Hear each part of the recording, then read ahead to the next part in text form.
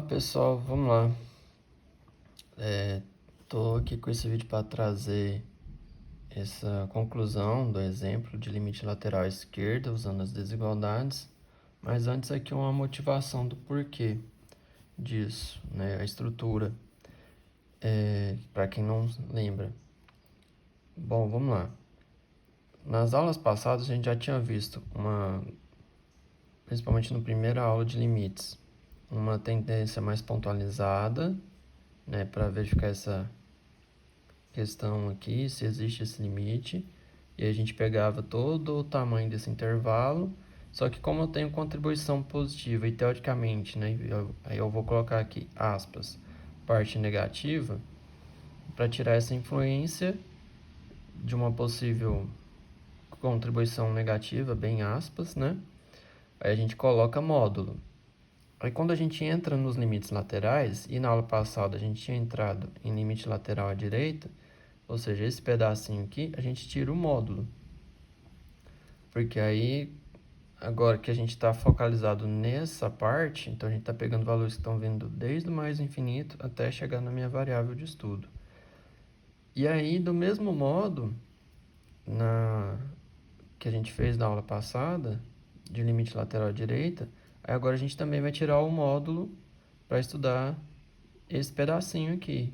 Só que então agora os nossos valores de interesse vão estar vindo desde lá do menos infinito até chegar na minha variável principal. Então a nossa variável ela vai ficar aqui nesse trecho, entre esse trecho. E aí, já que ela vai ficar entre esse trecho, o valor máximo nosso é o próprio A. Então, já que é o próprio A, então ele aparece primeiro, então fica A menos a nossa variável.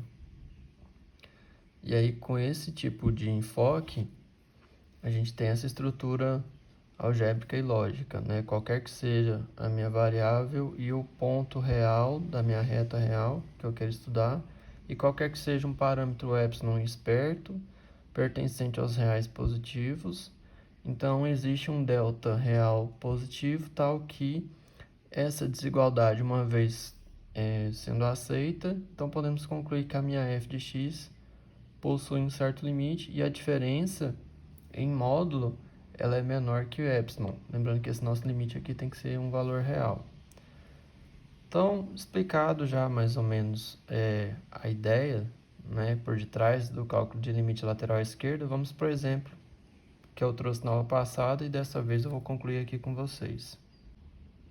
Bom, então vamos lá. Esse é o exemplo que eu tinha trago na aula passada para vocês, que eu havia até começado, mas eu não tive condições de concluir devido ao cansaço mental. E agora eu vou começar e concluir com vocês, para vocês verem como é que funciona. Então, primeira coisa, a gente tem que colocar, o intuito aqui é calcular o limite da minha g de x, quando x tende a meio pela esquerda. Esse é o símbolo de x tendendo à esquerda, tá? Então, antes de qualquer coisa, vamos relembrar qual que era a estrutura para o cálculo de limite lateral à esquerda usando desigualdades. Então, a gente começava aqui com zero, tendo que ser menor que o valor que eu estou querendo estudar no limite lateral à esquerda, nesse caso nosso é meio, menos a minha variável, então menos x. Isso tudo aqui tem que ser menor que o nosso delta. Então, com tudo isso em mente, a gente vai chegar a algo mais próximo do módulo, né? Isso aqui tem que implicar um certo módulo da minha g de x menos L, isso tudo tem que ser menor que um certo epsilon. É essa estrutura que a gente quer chegar, partindo daqui. E aí vocês vão perceber que esse L aqui ele vai aparecer de uma forma bem tranquila, bem natural, sem forçação de barra. Então, olha só. Antes de qualquer coisa, nós temos que primeiro moldar o que a gente tem aqui em mãos para algo que está próximo da estrutura da minha G. Então, aqui percebam que eu tenho um x menos 4, aqui eu tenho meio menos x. Então, eu tenho que fazer manobras algébricas para que eu saia daqui e chegue em algo próximo a isso daqui. Na verdade, algo igual ao que está aqui embaixo. E aí, depois a gente vai estruturando aos poucos para que a gente chegue no módulo da G. Beleza. Então, vamos lá. primeiro ponto aqui, que pode ser crucial aqui para nós. Vou tentar completar esse meio aqui para que fique 4.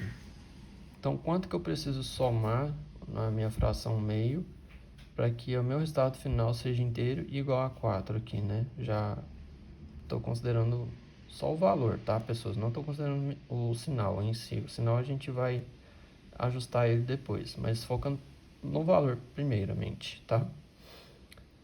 Bom, vamos fazer um rascunho prévio aqui, né? Que valor que é esse, né?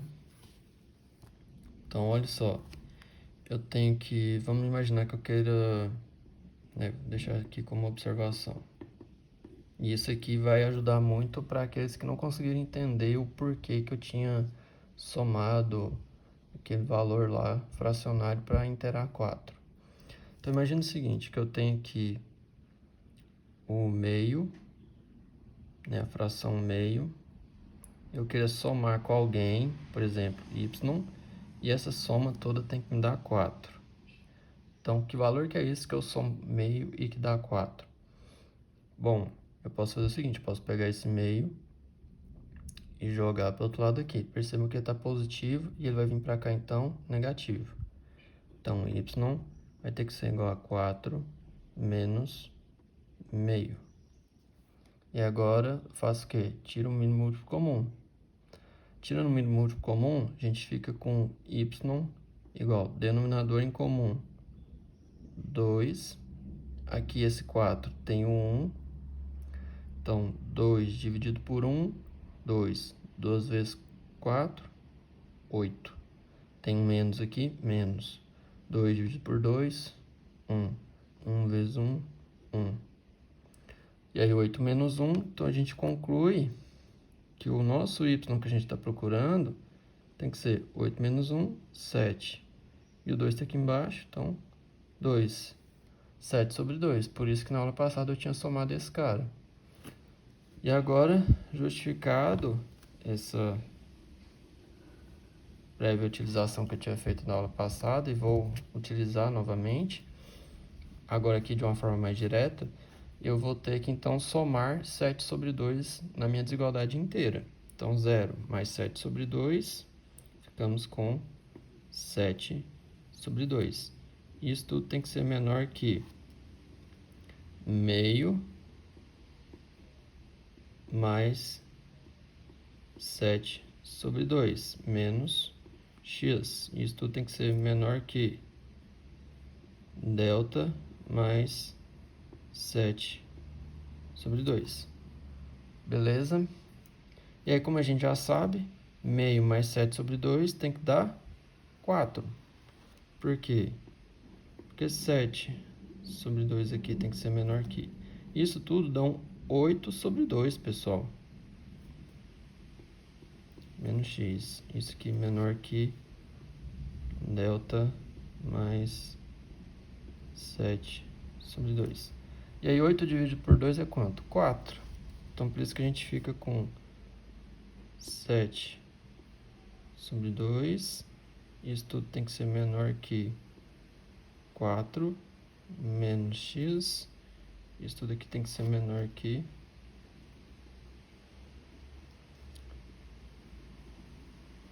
delta mais 7 sobre 2.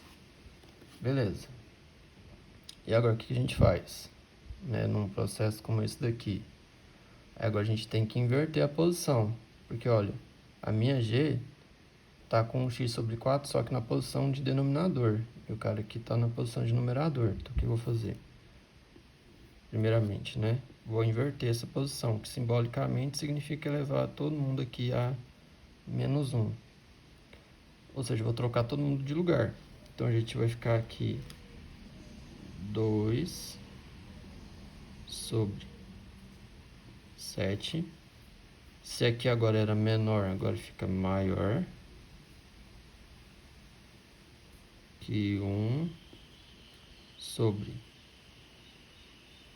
4 menos x. E isso tudo aqui tem que ser maior, né, trocando aqui esse sinal de desigualdade, que 1 sobre delta mais 7 sobre 2. Tá. Ah, professor, mas aqui é x menos 4, aqui tá 4 menos x. Agora que entra a questão. Eu vou consertar isso tudo multiplicando todo mundo por menos 1. Porque ao multiplicar por menos 1, a gente troca o sinal da desigualdade. Então, multiplica agora todo mundo por menos 1. E aí a gente vai ter a seguinte ideia. Só subir um pouco a folha aqui. Tá acabando o espaço. Então, agora multiplicando todo mundo por menos 1. Vamos ficar com 2 sobre 7 vezes menos 1. Menos 2 sobre 7. Aqui era sinal de maior. Então, agora fica sinal de menor. E aí, em vez de eu colocar menos 1 aqui em cima, eu vou só trocar esse cara de posição. Ou seja, ficando aqui, que no final das contas é a mesma coisa, tá, pessoas? X menos 4. Isso aqui tudo tem que ser menor que menos 1 sobre o delta mais 7 sobre 2. Beleza? Ok. Só que agora perceba quão próximo a gente está ficando cada vez mais da nossa G. Só que na nossa G aqui a gente não tem 1. A gente tem o 2 aqui em cima. Então, o que eu vou fazer? Vou multiplicar todo mundo aqui por 2. Para ficar ainda mais próximo da nossa função G. Tá? Então, menos 2 sobre 7 vezes 2.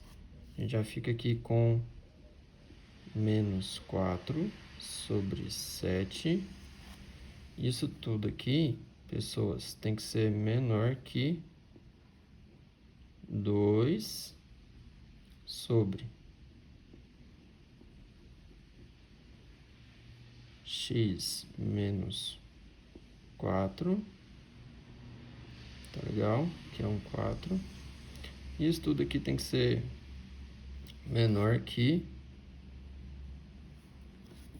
menos 2 sobre delta mais 7 sobre 2. Então, ficamos assim. Aí agora, o que que falta, né? Para a gente chegar mais perto possível daquela nossa estrutura original, módulo de g de x menos l. Bom, eu tenho esse cara aqui tem que ser zero do lado de cá. Esse camarada aqui, a gente já sabe que ele é menor que o nosso delta. Primeiro porque o delta já é maior que zero, e zero é maior que isso aqui. Então, isso aqui é menor que delta. Então, antes de qualquer coisa, eu vou fazer essa simplificação, trazendo essa nossa ideia aqui complicadíssima para essa, que fica bem mais fácil. Ficando, então, menos 4 sobre 7 tem que ser menor que o nosso 2 sobre x menos 4. Isso tudo tem que ser menor que o delta. E agora o que eu vou fazer? Eu vou somar 4 sobre 7 para tirar ele daqui. Então a gente fica menos 4 sobre 7 mais 4 sobre 7. Ficamos com 0. Isso aqui tem que ser menor, então, que o nosso 2 sobre x menos 4 mais 4 sobre 7. Isso aqui tem que ser menor que o nosso delta mais 4 sobre 7. Beleza.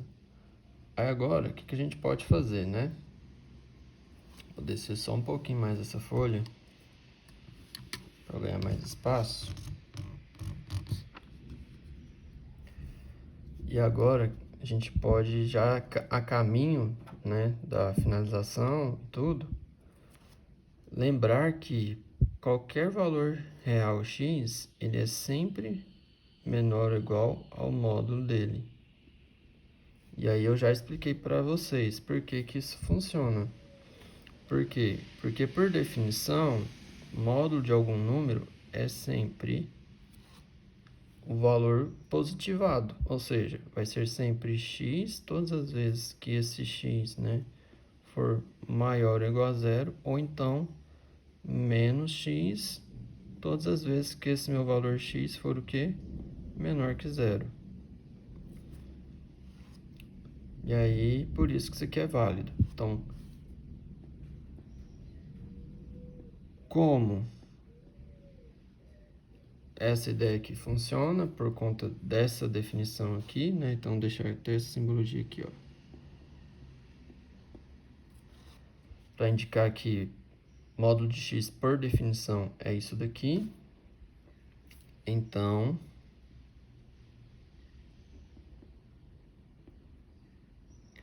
em particular, o que temos aqui a gente pode olhar com uma cara, com uma roupagem, já utilizando esse tipo de ferramenta. Então, como é que ficaria? Ficaria que 0 tem que ser menor que essa expressão que a gente já havia concluído já antes, 2 sobre x menos 4, certo? Que é um x, tá, pessoas? Tudo isso aqui mais 4 sobre 7. Isso tudo tem que ser menor ou igual ao módulo do meu 2 sobre x menos 4. Isso aqui é um 4. Mais 4 sobre 7. E isso aqui tem que ser menor que o nosso delta mais 4 sobre 7. Então, e agora o que a gente faz para finalizar? Já chama esse cara nosso aqui de epsilon. Esse zero aqui eu desconsidero. E aí eu já simplifico daqui para cá.